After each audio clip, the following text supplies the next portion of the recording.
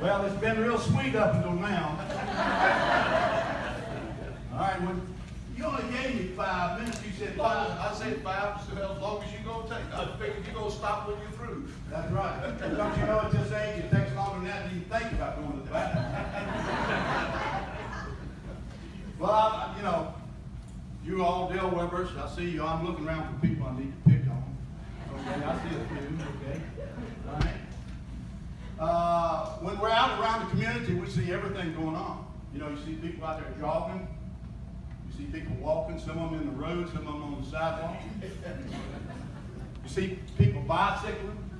The other day I saw Brother Bill Hill jogging down the sidewalk. I know some of you have seen him. I stopped and I said, Billy boy, I said, don't you realize you've given a new meaning to the word jogging? I said, I got to hold my finger up to see whether or not you're moving. He said, no, Fred. He said, it's a lot easier than that.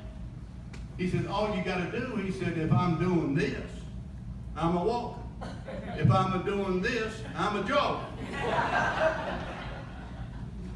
And then I thought about taking up bicycle. Okay? Then I saw Jerry Holland in his bicycle outfit. Don't want to do that. I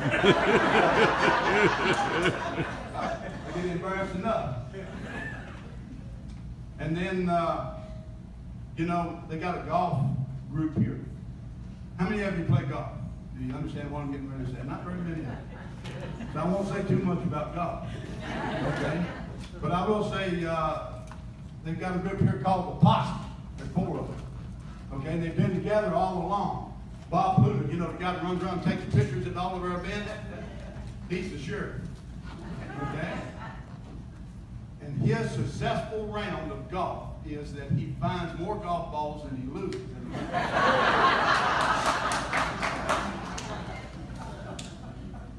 He's the only man I know that's had to have his ball retriever re-gripped.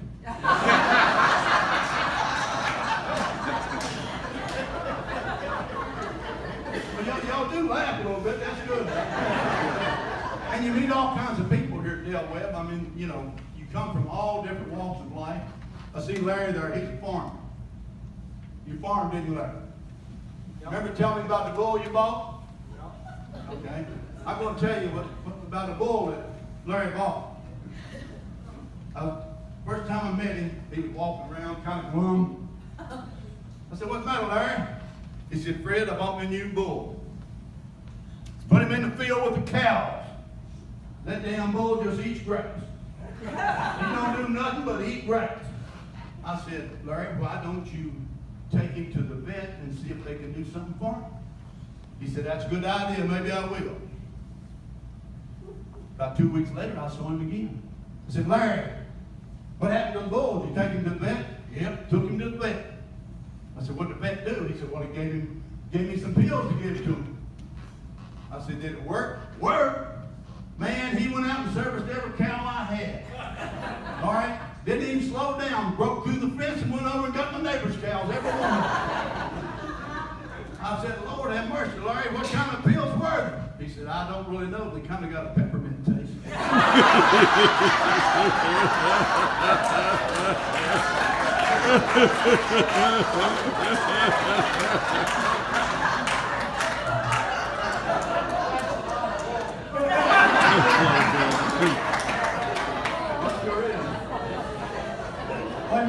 You know, at our age, we don't remember very well. I did that one.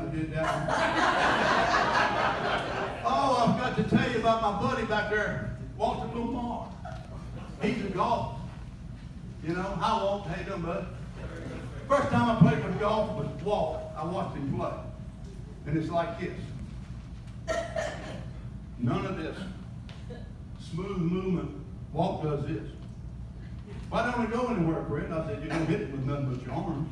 I said, that's all you're hitting it with. I said, I can show you how. No, let me go on and play. I said, well, I used to teach golf. I can help you, Walt. No. So we finished playing golf, and Suzanne drove up to pick up Walt. And I said, Suzanne, I can help Walt. I promise you I can help. Well, what's he doing wrong? I said, Suzanne, he stands there and he swings and he hits with his arms. He don't use anything below his waist. She said, he ain't been doing that her whole life.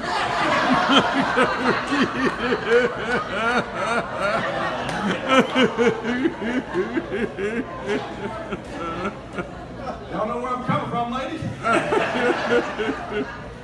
All right, I got to go with my card. Okay? We done that one, done that one? There's one gentleman here's a real friend of mine. He probably won't be after tonight. Mr. Paul Frady, see something about, hold your hand up, Paul. Wait. Oh, no. Yeah. I'm in trouble now. Oh, he's recording this here thing. Oh. Paul, you remember when, it's been, what, about 3 years ago you turned 65? No, 4 years ago. Anyway, Paul decided he's going down to the Social Security office. He's going to sign up for Social Security so he can get that check every month. You know, it's wonderful being retired. You know, you get paid, all you got to do is go to the mailbox, and there it is. Uncle Sam sends it right in.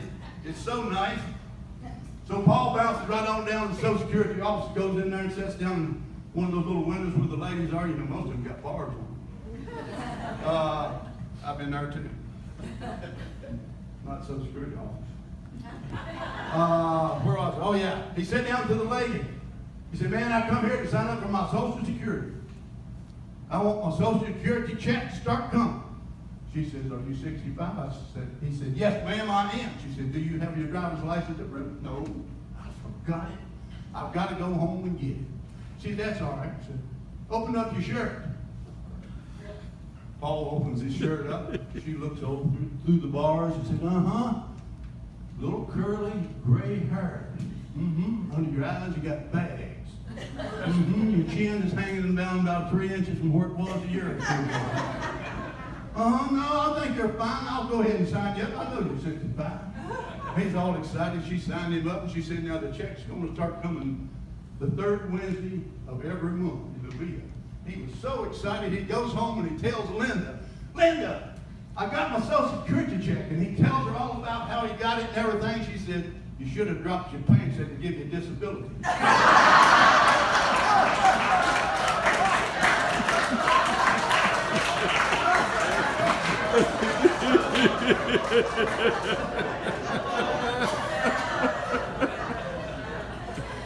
Oh, I'm too big believers. Bye, y'all.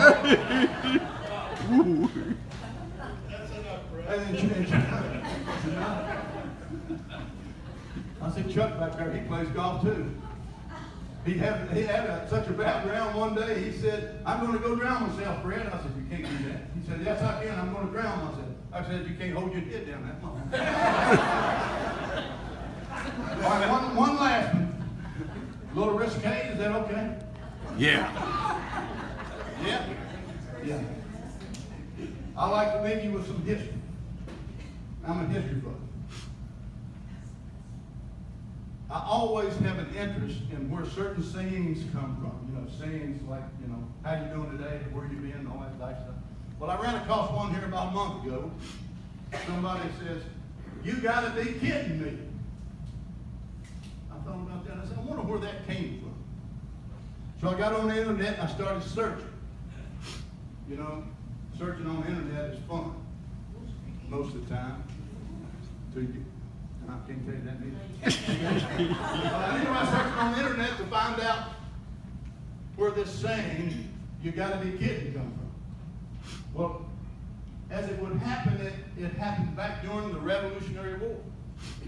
Do you remember when George Washington was in charge of the army and he crossed the Delaware River to attack Trenton? You remember that?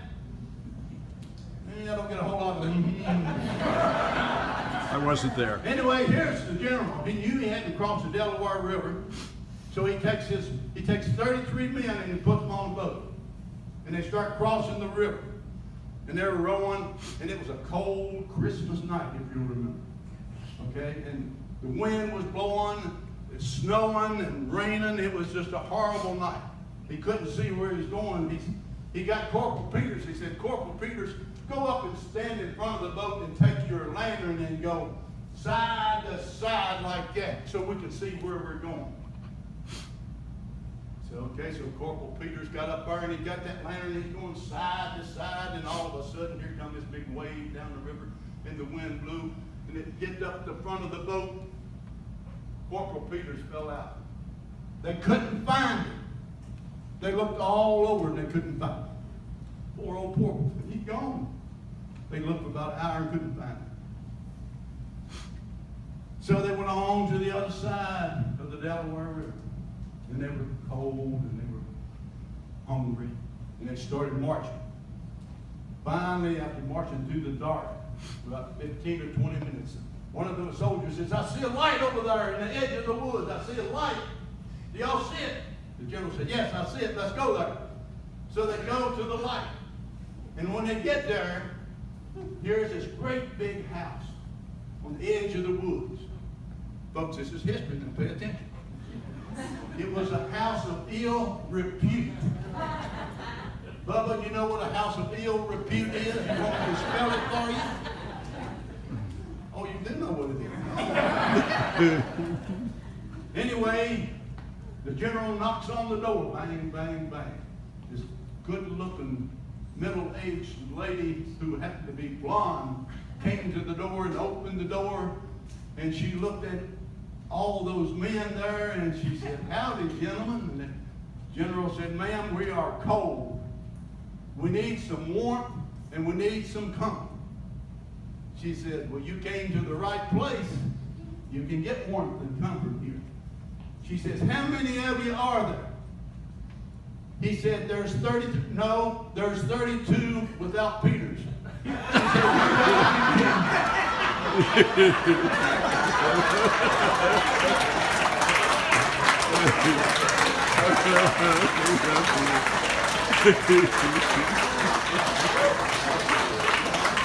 said,